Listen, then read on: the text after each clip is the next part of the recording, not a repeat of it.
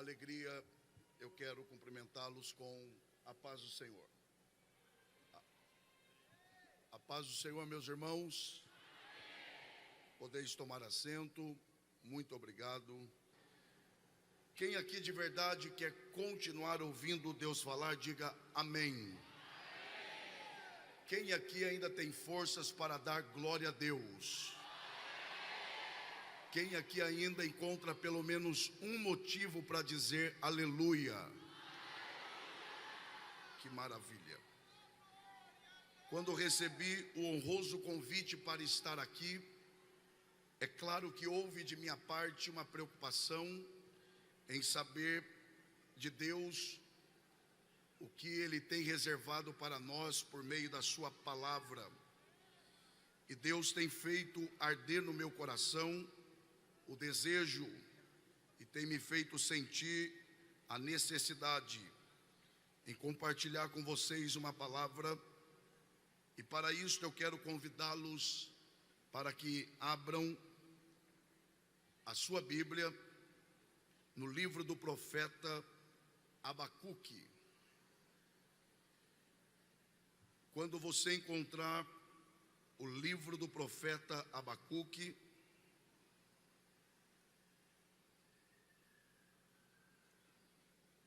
localize, por favor, o capítulo de número 3.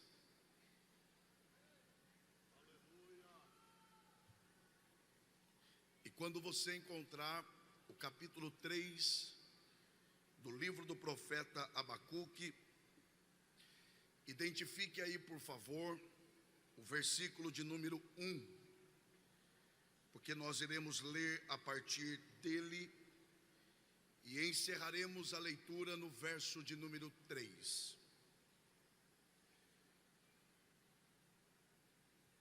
Os irmãos e as irmãs que encontraram o livro do profeta Abacuque, capítulo 3, do verso 1 ao 3, por favor, se manifestem dizendo graças a Deus. A palavra do Senhor nos diz assim: oração do profeta Abacuque sob a forma de canto. Ouvi, Senhor, a tua palavra e temi. Aviva, ó Senhor, a tua obra no meio dos anos. No meio dos anos a notifica. Na ira, lembra-te da misericórdia. Deus veio de Temã, e o santo do monte de Parã. A sua glória cobriu os céus, e a terra encheu-se do seu louvor. E só os que podem digam amém. Muito obrigado, e que Deus, por graça, mais uma vez abençoe a exposição de sua palavra. Não há dúvida de que nós temos lido um texto que não somente trata-se de um texto conhecido, como também trata-se de um texto que nos é extremamente amado. Aliás, eu até arriscaria dizer que quando eu mencionei o livro que leríamos, isto é, o livro do profeta Abacuque, é possível que alguns irmãos aqui já tenham imaginado que leríamos o texto que nós lemos. E com isso eu estou reconhecendo que de certa forma nós estamos familiarizados com esse texto. Entretanto, se queremos de verdade, pelo menos tentar, e quando eu uso a expressão tentar, eu estou sendo muito sincero com os irmãos. Se queremos pelo menos tentar entender corretamente esse texto, e ao entendê-lo desta forma, buscar em Deus um entendimento e algumas lições práticas e atuais, é preciso trilharmos pelo caminho correto da interpretação desse texto. E não há dúvida de que o primeiro passo nesta direção é considerarmos que o profeta Abacuque, ao expressar, ao manifestar este clamor a Deus, aliás, eu diria, um clamor banhado de paixão, banhado de emoção, quando ele faz este pedido: aviva a tua obra, ó Senhor. O profeta, ele tem razões claras, ele tem motivos claros. Ele não pede isto apenas porque ele quer viver uma experiência com Deus. Não é só isto. O profeta, quando faz este clamor apaixonado, ele o faz com base em uma realidade, com razões muito específicas. Há motivos para o profeta clamar por avivamento. E é preciso que nós olhemos para esta realidade. E eu fico impressionado, pastores, e me dirijo aos senhores com respeito, é claro. Eu fico admirado como que o profeta Abacuque, em tão poucas palavras no seu livro, ele diz tanta coisa. Aliás, existem pessoas que falam muito e não diz nada, outras que falam pouco e diz muito. É o caso do profeta Abacuque. Ele, em pouquíssimas palavras, ele é capaz de expressar o que ele sentia, o que ele percebia na sua geração, e também de expressar qual foi a percepção que ele teve no que diz respeito à solução para os problemas da sua época. E é impressionante com a capacidade com que Abacuque escreve e divide o seu livro. Este livro, ele não tem 3 capítulos acidentalmente. Pelo contrário, este livro, ele é dividido exatamente em 3 partes: capítulo 1, capítulo 2 e capítulo 3. Não se preocupe que nós vamos chegar lá. E para entendermos o clamor do profeta, é preciso que primeiro encontremos o que está acontecendo no capítulo 1. A verdade é que no capítulo de número 1, o profeta Abacuque, ele está em uma situação que eu ouso mencioná-la ou chamá-la como uma espécie de alguém que estava numa espécie de vale espiritual. No capítulo 1, o profeta, ele aparece questionando. Aliás, se tem uma palavra que define bem o capítulo 1 deste livro, é a expressão até quando. Ele abre o seu livro questionando: até quando? Até quando? E ele é objetivo em dizer: até quando gritarei violência e o Senhor não fará nada? Ele também continua e ele vai dizendo coisas semelhantes a este questionamento: até quando o mal vencerá o bem e o Senhor não fará nada? Ele ainda vai dizer, ou ele ainda diz: até quando o ímpio prevalecerá contra o justo e o Senhor não fará nada?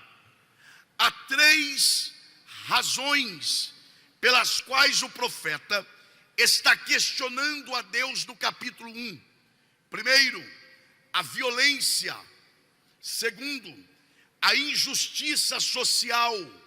E terceiro, a má distribuição de renda. Isso atormentava o profeta Abacuque. Porém, nada foi pior para o profeta do que o silêncio de Deus, porque ele grita e Deus não lhe dá nenhuma palavra. Ele pergunta e Deus não lhe responde. Ele fala e parece que Deus é indiferente à fala do profeta. Portanto, pior do que os problemas externos é a aparente, entenda o que eu estou dizendo, a aparente indiferença de Deus. Eu vou arriscar dizer, principalmente diante de tantas autoridades nas escrituras que temos aqui, mas eu preciso dizer isso. Se você ler atentamente o capítulo 1 do livro do profeta Abacuque, percebam, eu não estou dizendo que ele blasfemou, mas ele beira isto, porque ele questiona, por exemplo, dizendo: seria os teus olhos tão puros que não são capazes de ver a maldade no mundo? Percebam então que o capítulo 1 do livro do profeta Abacuque, ele está mergulhado em questionamentos. Ele está numa espécie de vale espiritual. Propositalmente, eu deixo o capítulo 2 para daqui a pouco. Mas quando você alcança o capítulo 3, você encontra o mesmo profeta, que no capítulo 1 estava em uma espécie de vale espiritual. Agora no capítulo 3, ele está em uma espécie de monte espirituais. Ou seja, observe então que no capítulo 1 ele está em uma espécie de vale, e no capítulo de número 3 ele está numa espécie de monte espiritual. Ele mesmo fala, quando ele está encerrando o seu livro, que o Senhor faz os seus pés como das corças em lugares altos. Olha a diferença. No capítulo 1, questionando. No capítulo 3, ele dizendo que Deus o faz triunfar sobre todas as limitações. A grande questão aqui é: o que é que aconteceu entre o capítulo 1 e o capítulo de número 3? É o que está exatamente no capítulo 2. O que é que acontece no capítulo 2? O profeta Abacuque, que no capítulo 1 questiona, ele para de questionar e ele toma uma decisão. Qual é esta decisão? Ele deixa o lugar que ele se encontrava e decide subir na parte mais alta da torre de vigia. E lá ele decide orar. É interessante, porque no capítulo 1 ele está falando com Deus. No capítulo 2 ele decide orar. Percebam que questionar a Deus não é, obrigado pastor, muito obrigado, não é o mesmo que orar. Uma coisa é questionar, outra coisa é orar. Quando ele chega na parte mais alta da torre de vigia, ele começa a orar. Quando ele começa a orar, Deus então, que estava em silêncio, agora começa a falar. E quando Deus fala, alguns fenômenos acontecem com o profeta. Primeiro, ele tem os seus olhos espirituais abertos. Segundo, ele tem a sua fé renovada. Quem me ouve aqui, diga amém. Quando ele tem os seus olhos espirituais abertos, ele começa a ver o que ele não era capaz de ver. E o que é que ele percebe? Ele percebe onde realmente estava a solução para o problema da sua geração. Eu pergunto, após ele orar, após Deus falar com ele, eu lhes pergunto, continuava a violência? Sim. A injustiça social? Também. A má distribuição de renda? Também. Em outras palavras, aparentemente nada tinha mudado, mas uma coisa sim tinha mudado. Algo dentro do profeta mudou.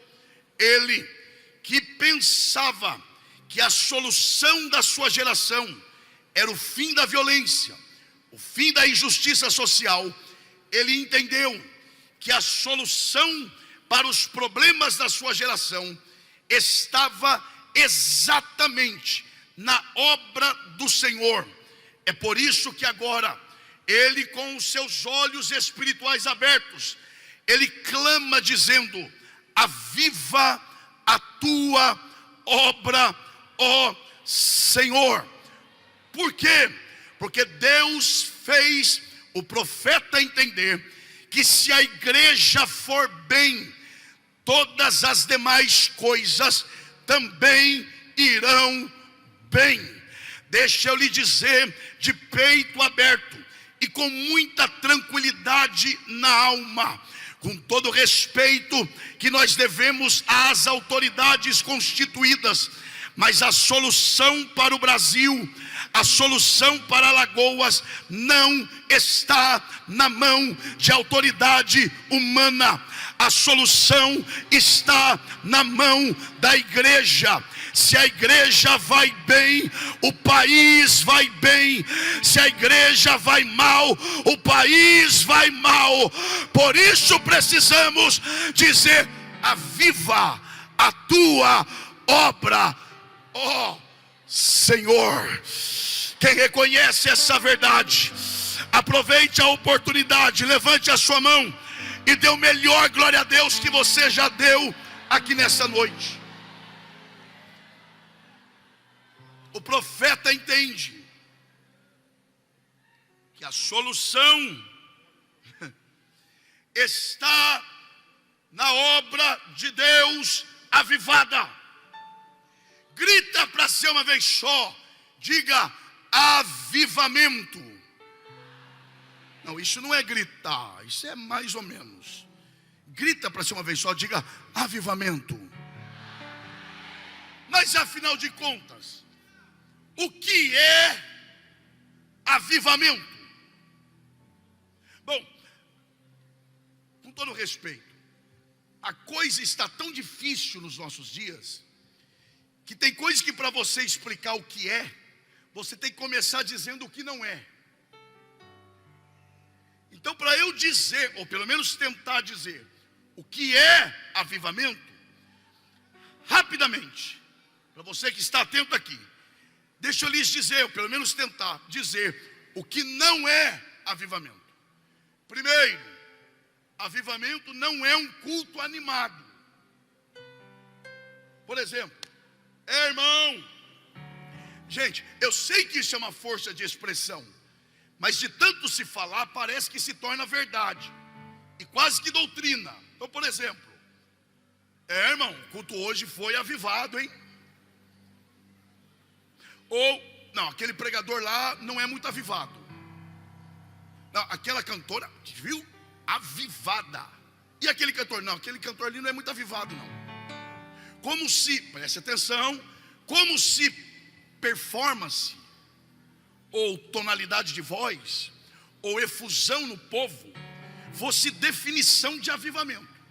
É claro que quando Deus derrama avivamento, há uma efusão. Agora, a efusão não é garantia de avivamento.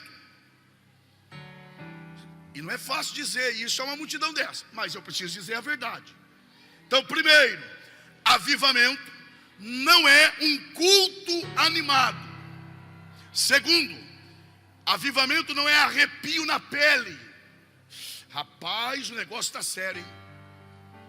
Deus mandou um avivamento, porque eu senti um negócio aqui. Não, isso não é avivamento. Avivamento não é frio na boca do estômago. Tipo, rapaz, Deus está aqui. Como é que você sabe? Rapaz, eu estou sentindo um negócio aqui. Não, isso não é avivamento. Isso pode ser um sentimento promovido por uma ação divina. Ok, mas isso não se define como avivamento. E deixa eu lhe dizer uma coisa. E não se preocupe que nós vamos chegar lá. Em toda a Bíblia, a expressão avivar desta forma é a única vez que ela aparece. Aparecem palavras semelhantes: reviver, reviva, vida. Agora, a expressão aviva, de avivamento, é a única vez.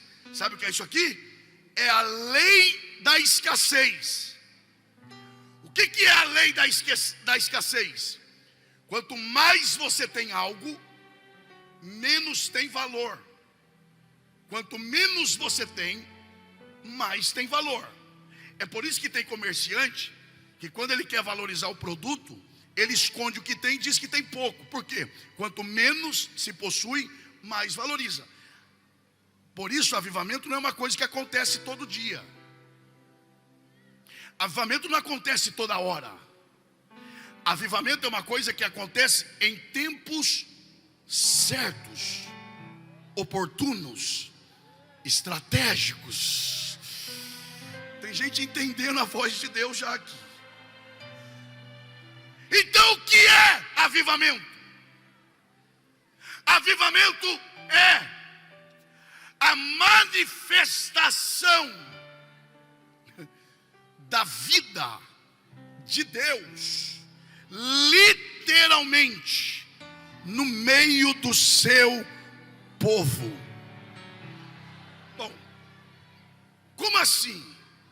Em tempos de avivamento, eu não somente creio que Deus está aqui. Quer ver? Quem é que crê que Deus está aqui? Diga amém. Isso não é garantia de avivamento. Porque uma coisa é crer que Ele está, outra coisa é experimentá-lo aqui. Em tempos de avivamento, o povo não só crê que Ele está, o povo percebe que Ele está. Porque em tempo de avivamento, Ele tira a venda dos olhos do povo. Ele tira o que bloqueia o povo de perceber literalmente a sua presença no lugar. Porque em tempo de avivamento, Ele derrama a sua vida no meio do seu povo. Lembra quando o salmista diz: provai. O que ele diz? Provai. É para fazer o quê? Provar. Provai e vede que o Senhor é bom. Eu amo essa expressão provai, porque provai aqui não é eu te provar que Ele é bom. Não, provar aqui é o que uma chefe de cozinha faz quando diz assim: ó, experimenta aqui para ver se está bom. Prova aqui. Dá uma provada. O salmista está dizendo: pare de crer que Ele está e peça para Ele te dar o direito de experimentar, provar a sua presença. Deixa eu fazer uma pergunta aqui: quem deseja que isso de fato aconteça com a nossa geração? Que o Senhor rasgue o céu e derrame a sua vida no meio do seu povo. Deixa eu tentar te dizer de uma outra forma. Em tempos de avivamento, Deus trata o seu povo de maneira familiar. Aí eu gosto disso aqui. Porque você imagina um obreiro em casa, tratando a sua esposa com a mesma formalidade que ele trata um membro da igreja. Imagina, ele acorda de manhã, ele olha para a esposa e diz: a paz do Senhor, minha querida irmã. Meu irmão, ora por um varão desse. Ele está com problema. Mas por quê? Não, esposa não se trata assim. É no mínimo bom dia, meu amor. Porque formalidade é fora de casa. Em casa é tratamento familiar, de intimidade. Em tempos de avivamento, Deus quebra toda a barreira da formalidade e começa a tratar o seu povo de forma familiar. Não há reservas, não há limites. Quem aqui deseja que esse tempo chegue, levante a sua mão mais alto que você pode e dê um brado de glória nesse lugar. Eu preciso adiantar. Tá bom. Se avivamento não acontece toda hora, se avivamento é algo tão especial que acontece em épocas estratégicas, então quando se faz necessário avivamento? E aí você tem que olhar para o contexto em que Abacuque pede avivamento. E é interessante porque todo avivamento genuíno, ele é marcado com a presença da figura de um profeta. Eu vou dizer isso de novo, e não é para você reagir, é para você gravar. Sempre que Deus quer mandar avivamento para um povo, Ele levanta a figura de um profeta. E aí você precisa pensar que profeta nunca apareceu em cenário que não tivesse crise. Profeta de verdade só aparece em épocas de crise. É por isso que alguém definiu um profeta como um meteoro, que ele só aparece em noites muito escuras e que ele surge sem que você perceba. Por isso que profeta nunca é desejado, nunca é anunciado, porque o profeta, como João Batista, ele aparece. Deus o faz aparecer, Deus o apresenta.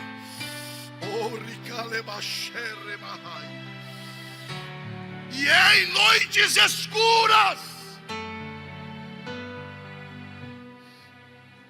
Se eu fosse você, eu atentaria para isso. Avivamento aparece em tempos de crise, em pelo menos 3 áreas. Com respeito, eu me dirijo ao pastor Jairo. Crise nacional. Eu gostaria que você atentasse para isso, para vermos se nós estamos vivendo ou precisando de um avivamento no Brasil. Porque avivamento, ele aparece em tempos de crise nacional,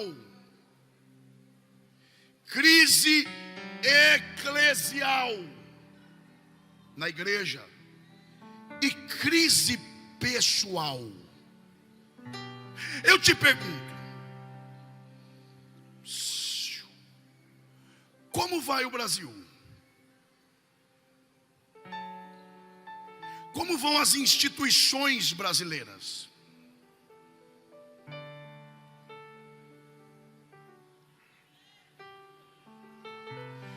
Como vai a ideia das pessoas em relação aos governantes no geral?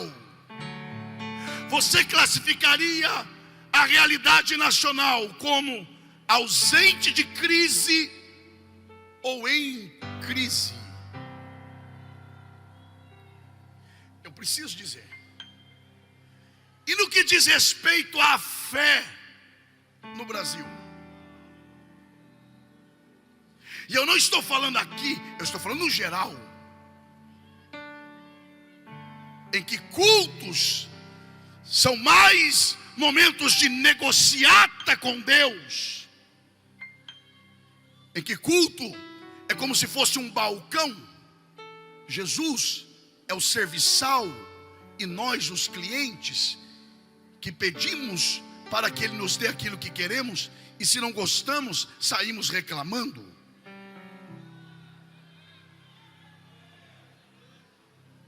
É ruim, mas é o que tem para hoje à noite.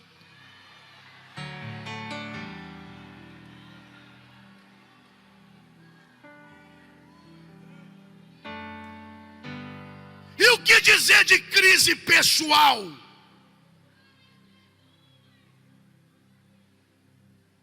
Esses dias, pastor Severino, eu preguei no interior de São Paulo. E quando eu terminei de pregar, uma mãe crente, desesperada: pastor, me ajude. Eu tenho uma filha de 13 anos, que hoje de manhã eu a peguei ensanguentada em casa, porque ela se automutilou. E eu fui mexer nas coisas dela, e eu descobri que ela está tendo um relacionamento homossexual com uma outra garota, e ela não tem força de deixar, e estava com medo do que eu falaria, e ela disse que preferiria a morte. Criada na igreja.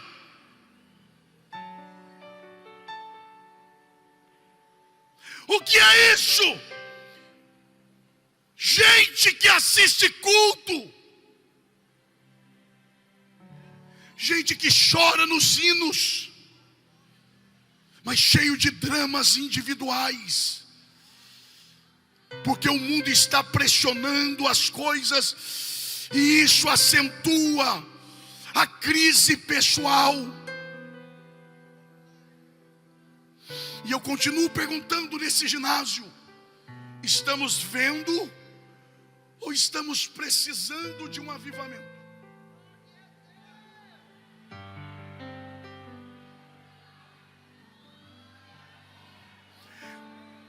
Eu sei quando eu estou pregando, eu sei quando eu estou ensinando, mas eu sei quando eu estou profetizando. E aqui eu vou profetizar a palavra. A maior estratégia do diabo para impedir que uma igreja viva o genuíno avivamento é levá-la a pensar que está vivendo avivamento sem estar vivendo. Mas o Senhor marcou esta noite para nos conscientizarmos de que o Brasil precisa ser avivado, e o clamor por isso pode começar em Alagoas, e Deus sacudir esse país com um verdadeiro avivamento. Quem reconhece essa verdade, adore a Deus nessa noite.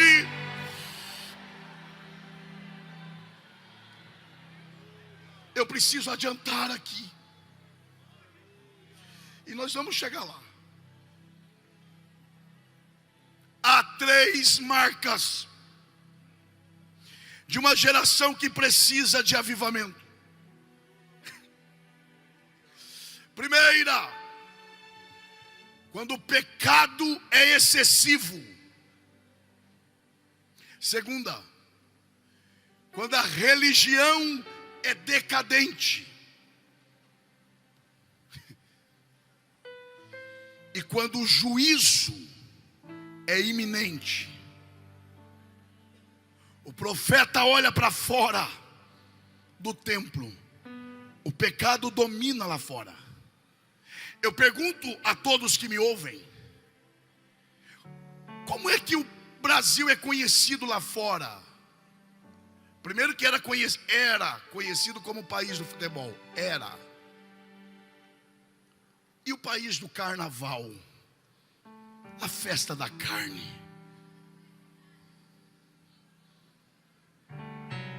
Ora, para vender pneu no Brasil tem que colocar sensualidade.